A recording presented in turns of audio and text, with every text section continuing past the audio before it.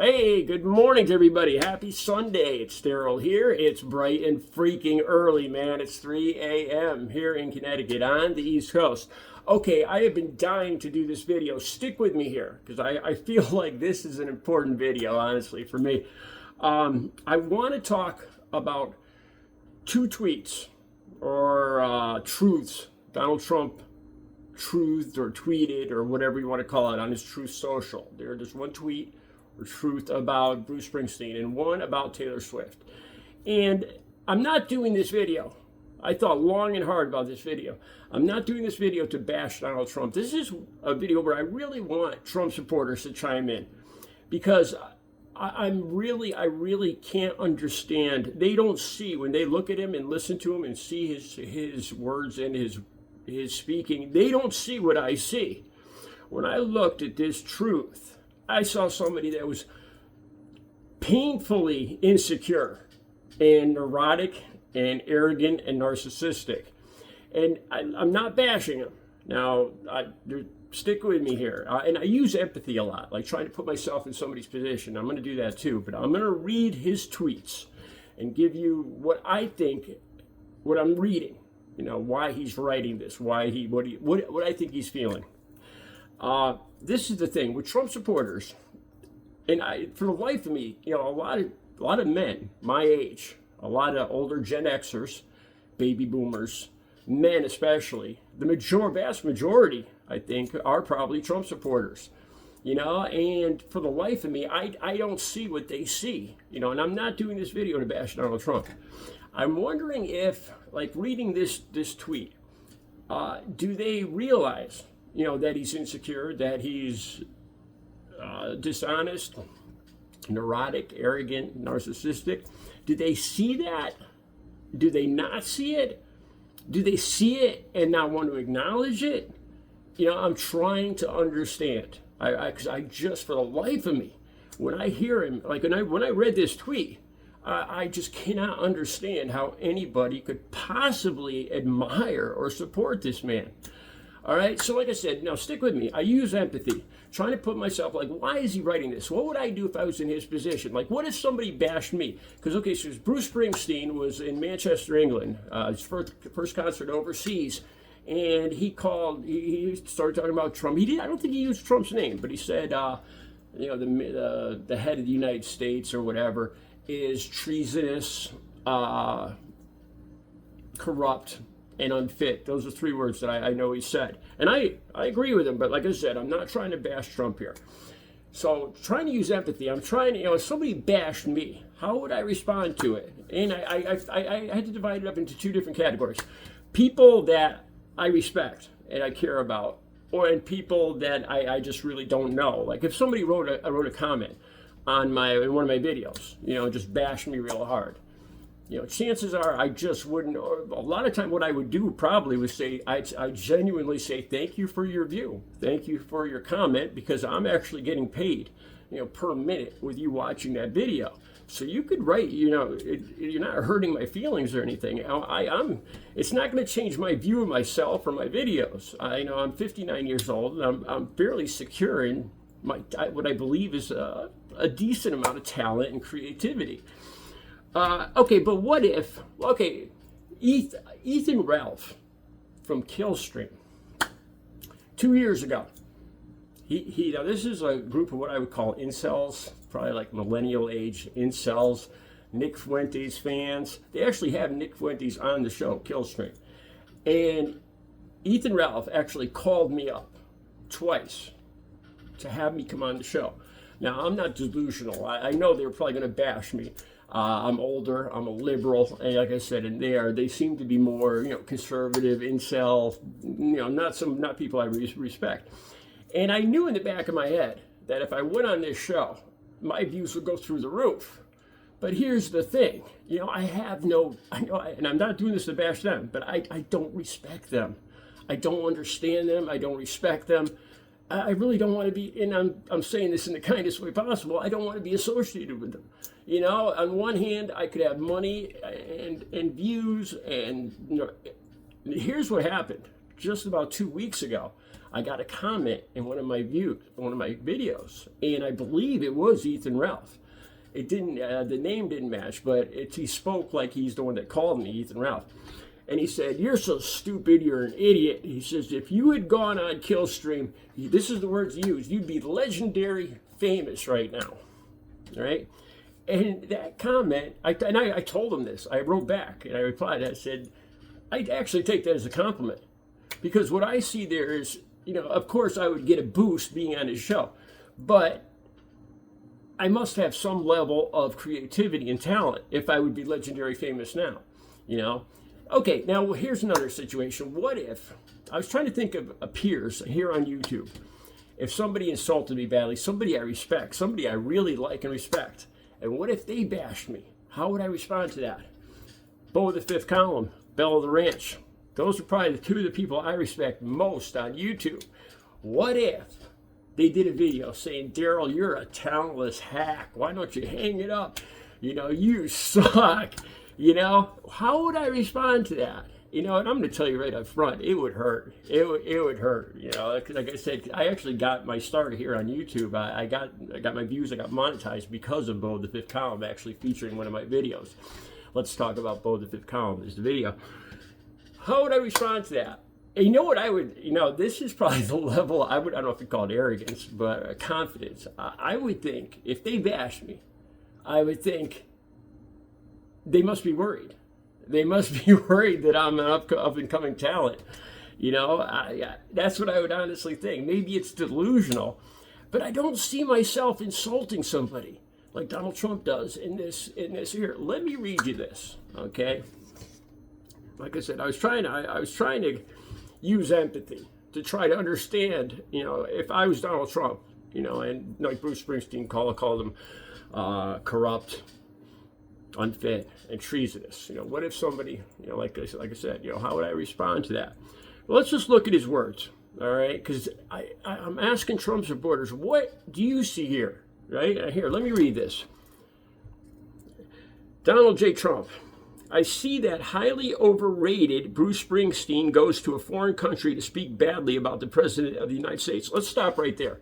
One thing I've learned in my 59 years, whenever anybody talks about themselves in the third person, they're usually crazy. They're a little, and I'm not saying that to bust his ass or anything, but I'm serious. Whenever I've encountered somebody in my life that talked about themselves in the third person, they were usually mentally unstable and seriously overconfident and arrogant.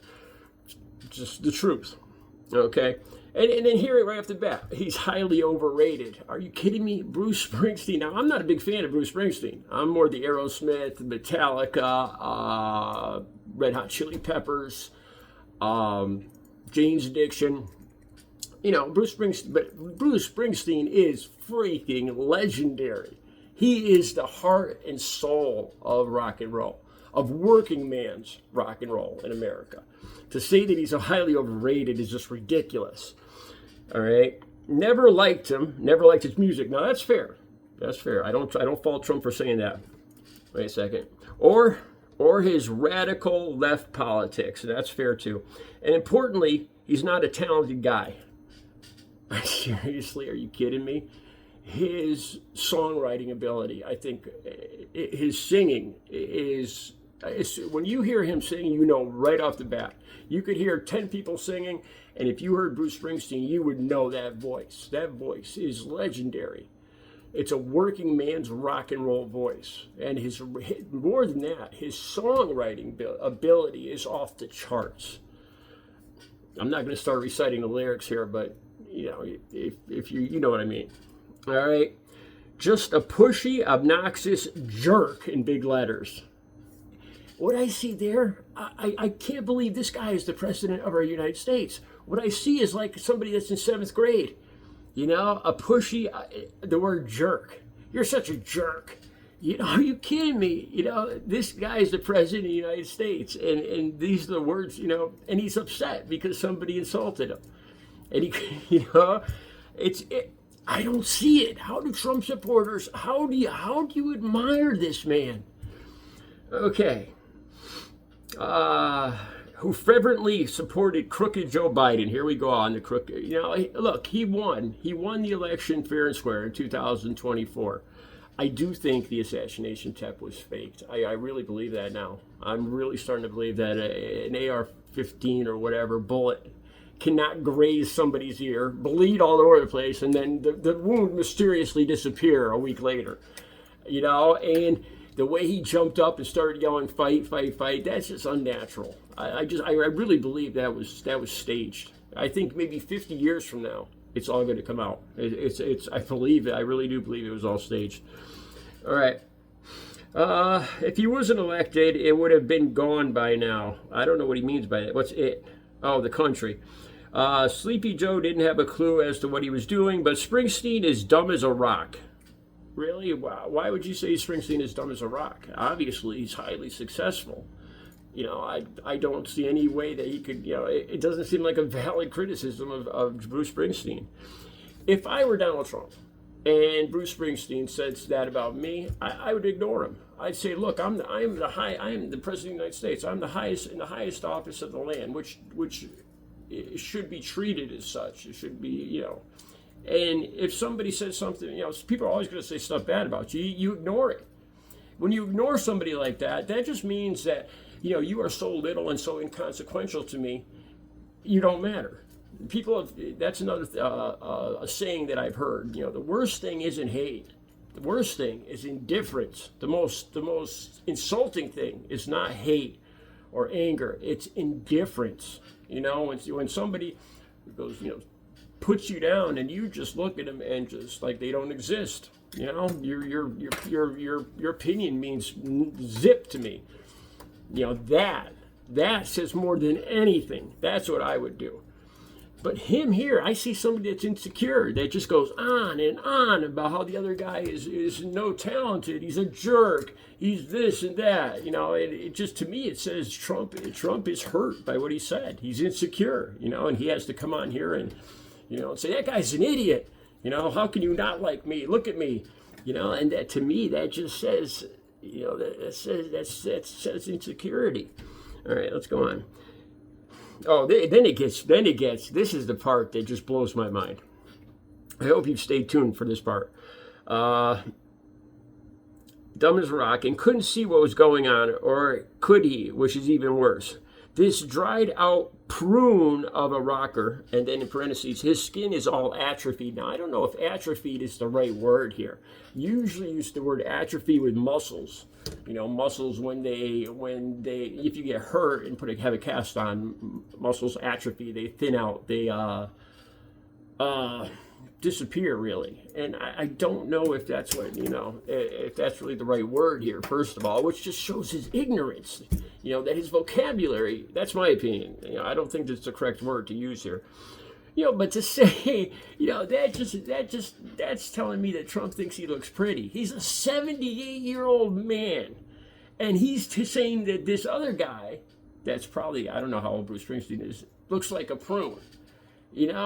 That's just, I can't believe that somebody this insecure and neurotic is the president of the United States. Ought to keep his mouth shut when he gets back to the country. This is just standard fare. Now, first of all, standard fare for Donald Trump is Big Macs and French fries. I mean, what's the standard fare is food, isn't it? What's he trying to say here? Springsteen ought to keep his mouth shut until he gets back to into the country. No, he could. You're a United States citizen. You could say what you want about the country. You have the free speech, freedom of opinion, man. I don't think just because he said this in Manchester, England, makes a bit of difference. He could say it in Timbuktu, and and standard fare. I don't get that. What does that mean? That people aren't supposed to talk crap about him overseas. That's nonsense. But here's where it gets troubling to me. Until he gets back to the country, that's just standard fare. Then we'll see how it goes for him. Right there, to me, that's a threat, especially with all the stuff that's going on with ICE, with him, his ICE arresting judges, threatening to arrest mayors, put everybody in jail and all that stuff. See how things go for him if he insults the great and more powerful Donald Trump when he gets back in his jurisdiction. That's what I'm reading in this, and that is so freaking over the top. No matter how much you dislike somebody, they have the right to say whatever they want about you, and they don't, in no way, shape, or form should their freedom be taken away for their opinion. In other words, being put in jail. That's not who this country is, you know? So, Trump supporters, when you read this, what do you see? Do you like it? Do you think it's funny? You don't see what I see? You don't see an insecure man? Why does he have to hit back at Bruce Springsteen? Why does he, like I said, if it was me, I'd ignore him, you know, or you'd be nice to him. You know, but when you hit back like this, it shows that you're hurt. Let me say this quick. Now, this is something I'm very shameful of. One of my girlfriends, 20, 30 years ago, told me, she said, because I never hit a woman in my life. I've never laid a finger on a woman.